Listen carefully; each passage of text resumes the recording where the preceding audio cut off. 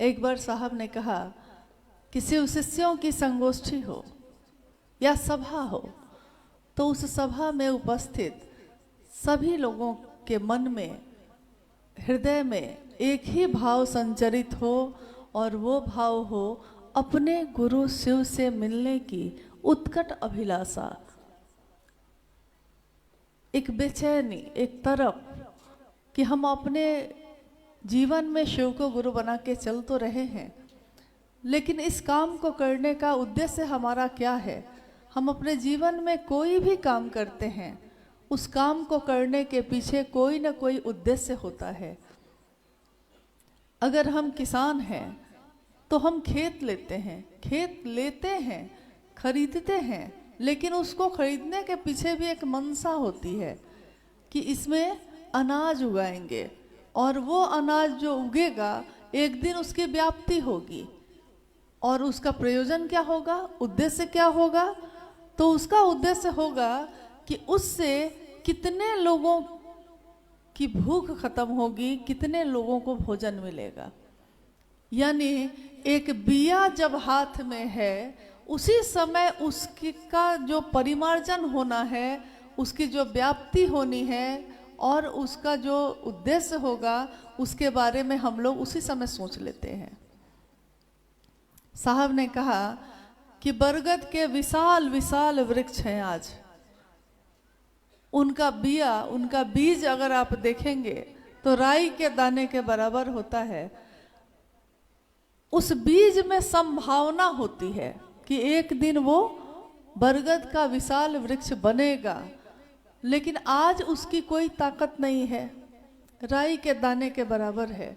आप चाहें तो धरती पे लगा दीजिए और आप चाहें तो उसको अपनी उंगलियों से मसल कर फेंक दीजिए, इतनी कम ताकत है।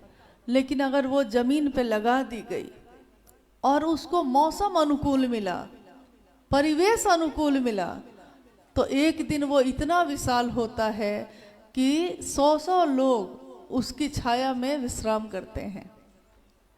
शिव की शिष्यता शुरू हुई थी साहब श्री हरिनानंद जी के हृदय से, इस काल खंड में जिसमें हम और आप जी रहे हैं। अभी जब बात हो रही थी, लगातार बात हुई, तो हम लोग बैठ के सुन रहे थे। छत्तीसगढ़ के इन जिलों में जहाँ पे अभी हम लोग बैठे हैं, कुछ वर्ष पूर्व यहाँ साहब श्री का आगमन हुआ था और कहते हैं कि साधु अगर कहीं से गुजर जाए तो भले वहाँ की जहर नहीं खत्म हो, लेकिन कुछ न कुछ खुशबू तो आ ही जाती है। पूरी तरह भले खत्म ना हो सकता है खत्म भी हो जाए, नहीं भी हो, लेकिन गुजरे जिधर से हम कुछ खार तो कम कर गए, कुछ तो जहरीलापन कम हो गया, ऐसा तो हो ही गया। उनका आना, शिव शिष्यों को संबोधित करना, शिव के तरफ चलने के लिए प्रेरित करना, ये सारे काम हुए। और इतने वर्षों में छत्तीसगढ़ राज्य जो है, जो जंगलों और पहाड़ों से आच्छादित है, इसकी अपनी एक परंपरा है, इसकी अपनी एक संस्कृति है और इस संस्कृति में शिव का समावेश होना, शिव की बात आना। शिव हजारों साल से हैं, आज से नहीं है, जब से ये सृष्टि बनी है तब से हैं। लेकिन वो शिव मेरे जीवन में आ जाए, पल पल में आ जाए, ऐसा तो पहले कभी हुआ ही नहीं। अभी जब मंडल सर साहब के जीवन की घटनाओं को सुना रहे थे और मैंने देखा, आप इसका बुरा न मानिएगा क्योंकि हम लोग भाई बहन हैं आपस में। अगर हमको कुछ, हम में कुछ आपको दिखे तो आपको अधिकार है कि आप हमको कहिए, और अगर हमको भी आप में कुछ ऐसा दिखे तो मेरा भी अधिकार है कि हम आपको कहें। तभी हम एक महान उद्देश्य की पूर्ति के लिए मिलके आगे बढ़ सकेंगे। जब वो कुछ घटनाओं को सुना रहे थे साहब के जीवन की, तो आप में से बहुत लोग बार बार हंस रहे थे और उस समय मुझको बहुत तीव्र, बहुत तेज साहब की स्मृति ऐसी आई कि मुझको लगा कि उन्होंने एक दिन कहा था कि साज से आवाज निकली तो सबने सुनी, लेकिन साज पे क्या बीती ये किसको पता है। आज उनके जीवन की घटना हमारे लिए कहानी है, लेकिन जिस दिन उनके जीवन में घटित हुई थी उस दिन ये पीड़ा थी, दर्द था। तो अगर आज इस घटना को सुन के आपको हंसी आई तो माफ कीजिएगा, शायद आप उस गहराई को समझ नहीं पाए। क्योंकि अगर आपने उस घटना को जिया होता उनके साथ तो आपकी आंखों में आंसू आते, आपके हृदय में पीड़ा उठती। उन साहब के लिए, उन दीदी के लिए जिन्होंने हमारे आपके जीवन को सुंदर बनाने के लिए अपने जीवन की आहुति दी। ऐसे लोग इस दुनिया में बहुत कम आते हैं, जो जग के लिए आते हैं, दुनिया के लिए आते हैं। ऐसे लोग बहुत कम हैं, गिनती में हैं। ज़्यादातर तो अपने लिए आते हैं, अपने लिए जीते हैं, अपने लिए चले जाते हैं। दुनिया उसको याद भी नहीं करती। शिव को गुरु बनाने से पहले हमारा आपका जो जीवन था उसमें कितने लोग आपको पहचानते थे।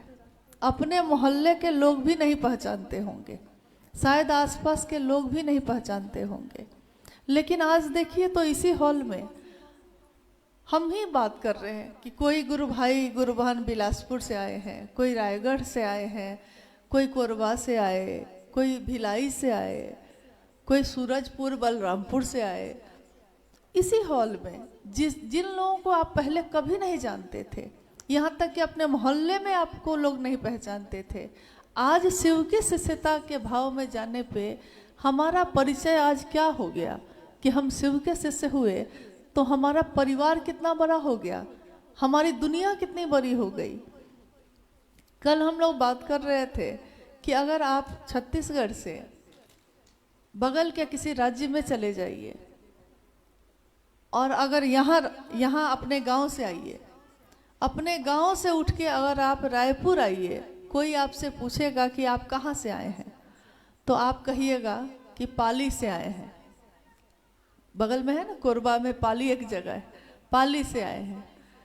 लेकिन अगर इस जिला से निकल के दूसरे जिला में जाइए तो कहिएगा कि अमुक जिला से आए हैं। राज्य से बाहर जाइए तो लोग कहेंगे कहाँ से आए हैं तो आप कहिएगा कि छत्तीसगढ़ से आए हैं। लेकिन अगर इस देश से बाहर जाइए तो क्या कहिएगा? जब कोई पूछेगा कि कहाँ से आए हैं तो आप कहिएगा कि भारत से आए हैं, भारत देश से आए हैं।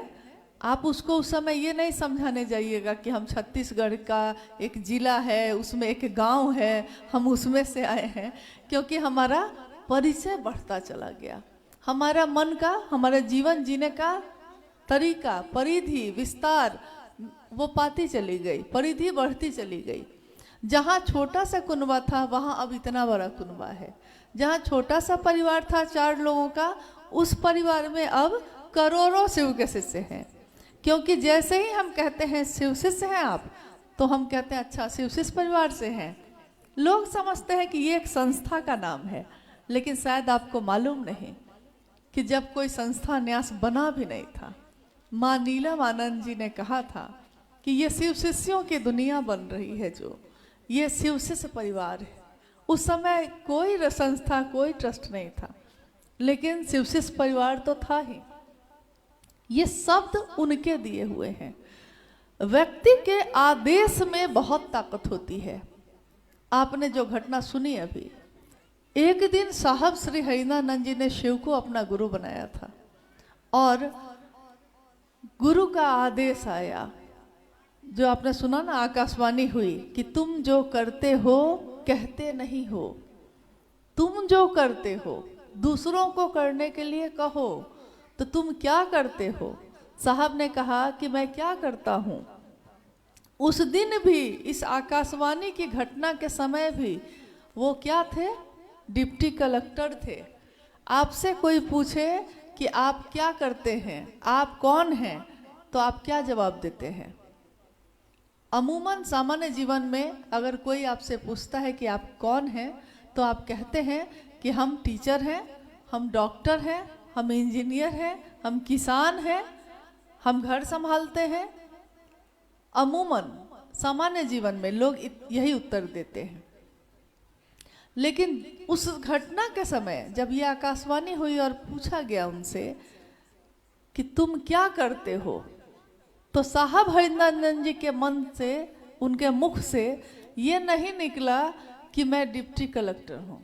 उनके मुख से उस समय ये निकला कि मैं शिवसे से बनाता हूँ। और वो कहते कि यही कह के मैं फंस गया कि मैं शिवसे से बनाता हूँ। तत्काल आदेश आ गया कि ठीक है, तो तुम जो करते हो वो दूसरों को करने के लिए कहो। और ये खुद क्या करते थे, इन्होंने शिव को अपना गुरु बनाया था और दूसरों को भी शिवसे से बनने के लिए प्रेरित करते थे। कालांतर में उनके द्वारा ये बात दूसरों से कही जाने लगी। नमः शिवाय आया उनके जीवन में, हवा के झोंके के साथ मंत्र का आना। ये सामान्य घटना नहीं है जो हमारे आपके लिए एक हल्की फुल्की कहानी है। उस पर अगर हम सोचेंगे, विचार करेंगे तो हमको पता चलेगा कि ये सामान्य घटना नहीं है, सामान्य कहानी नहीं है। किसी एक व्यक्ति के तन पे, किसी एक व्यक्ति के शरीर पे शिव की ऊर्जा का संचरण हो जाना, वो भी श्वासों के द्वारा, ये आज तक की इस धरती के इतिहास में कभी किसी के साथ नहीं हुआ। ज्ञान उतरा शिव का, शिव ज्ञान देते हैं तो शास्त्र आरेखित होते हैं, शास्त्र लिखे जाते हैं, लेकिन किसी व्यक्ति के सांसों पे उनका महामंत्र उतर जाना, प्राण मंत्र उतर जाना, क्योंकि ये एक ऐसा मंत्र है जिसके बारे में शास्त्रों ने भी कहा है और ये प्रमाणित है कि इस मंत्र में ऊर्जा का अक्षय स्रोत है। अक्षय स्रोत मतलब एक ऐसा स्रोत जिसका कभी क्षय नहीं होता, जो कभी खत्म नहीं होता। अक्षय सतत प्रवाहित है, सतत लगातार चलता ही रहता है। और उस मंत्र का उनकी सांसों पे चढ़ना और उतर जाना। मंडल सर ने आपको सुनाया जब, तो वो कह रहे थे कि साहब बैठे हैं और सांस पे हवा के झोंके के साथ नमः आया, सिवाय उतर गया। उनकी माँ सामने आंगन में कुछ काम कर रही थी। तो जब आपके साथ कुछ ऐसी अलौकिक घटना हो जाए जो आपका मन समझ ही नहीं पाए कि ये कैसे हो गया, ये क्या हो गया, तो आप अकबका जाइएगा, खड़े हो जाइएगा, घबरा जाइएगा, हड़बड़ाहट में खड़े हो जाइएगा। वही स्थिति उनके साथ हुई। उन्होंने सोचा भी नहीं था कि हवा के साथ ऐसा हो सकता है। उन्होंने कहा कि लोग कहते हैं कि कान से सुनते हैं हम, लेकिन साहब ने कहा कि मेरे कान ने नहीं सुना, मेरे मन ने सुना कि नमः आया है और सिवाय उतर गया। ये कौन देख रहा है? ये मन देख रहा है उनका। पूरा पूरा नमः जाता हुआ और सिवाय निकलता हुआ उनको दिख रहा है। तो उन्होंने कहा कि मेरे मन ने देखा ये, और नमः शिवाय का उस तरह से आना, वो हड़बड़ा कर खड़े हो गए, एकदम ही हड़बड़ा गए। हाथ में उनके कमरे की चाबी थी। कमरे की चाबी मतलब आप साहब दीदी के बारे में क्या जानते हैं ये तो मुझको नहीं पता, क्योंकि आपके बीच बहुत पुराने गुरु भाई गुरु बहन भी हैं। शायद वो आपको बताते होंगे या शायद नहीं भी बताते होंगे, क्योंकि जब हम चाहेंगे कि आप हमसे जुड़िए तो हम उससे नहीं जोड़ेंगे आपको जिससे जोड़ने से आप शिव की तरफ चल सकिएगा, और इसके लिए हम आपके बारे में नहीं बताएंगे। तो आज जो चल रहा है उसमें साहब दीदी के शिवलिंग होने के बाद ये देखा जा रहा है कि लोग अपनी बात कहना ज़्यादा पसंद कर रहे हैं और उनकी बात कहना कम पसंद करते हैं। इसका कारण ये भी हो सकता है कि जब तक सूरज नहीं निकलता है तो सारे आकाश के तारों को लगता है कि मेरी रोशनी है। चांद भी चमकता है तो उसको लगता है कि मेरी रोशनी है। लेकिन जैसे ही सूर्योदय होता है, यानी ज्ञान का उदय होना, मन में ज्ञान का प्रकाश फैल जाना, चित्त में ज्ञान का प्रकाश फैल जाना। तो जैसे ही ज्ञान का उदय होता है, यानी सूर्योदय होना, सूर्य का उगना, ज्ञान का उगना, तो वैसे ही सूरज के उगते ही सारे तारे, सारे जो चांद है सब छिप जाते हैं, सबकी रोशनी खत्म हो जाती है, क्योंकि उस सूरज की रोशनी से ही वो सब जगमगा रहे हैं। आज जो भी हम लोग शिव से है ना, जितने लोग भी हैं, हम लोग उसी सूरज की रोशनी से जगमगा रहे हैं। तो जैसे ही साहब और दीदी की बात कोई सुनता है, उस बात में और उनके शिव में इतना आकर्षण है कि उसके बाद व्यक्ति का मन तीव्र गति से, बहुत तेजी से उस आकर्षण में जो एक चुंबक की तरह उसको खींचता है, उनके तरफ चला जाता है। और उनके तरफ जो जाता है ना, तो हम लोग को शायद घबराहट होती है, हम लोग को लगता है कि लोग हमको छोड़ देंगे। कहीं ऐसा तो नहीं कि साहब दीदी का आकर्षण में पड़ जाएगा तो हमको नहीं पूछेगा। लेकिन साहब ने कहा कि अरे जो शिव की बात करता है, लोग तो उसको प्यार करते ही हैं, लोग तो उसके साथ चलते ही हैं। अलग से ये प्रयास आप क्यों कर रहे हैं? आपको सम्मान चाहिए, आपको ये चाहिए कि लोग आपको जाने, या आपने इतने बड़े क्षेत्र में काम किया है, आप ये चाहते हैं? अरे ये चीज़ें तो महादेव ऐसे ही दे देता है, तो जो वो दे देता है उसके लिए अलग से प्रयास क्यों करते हैं?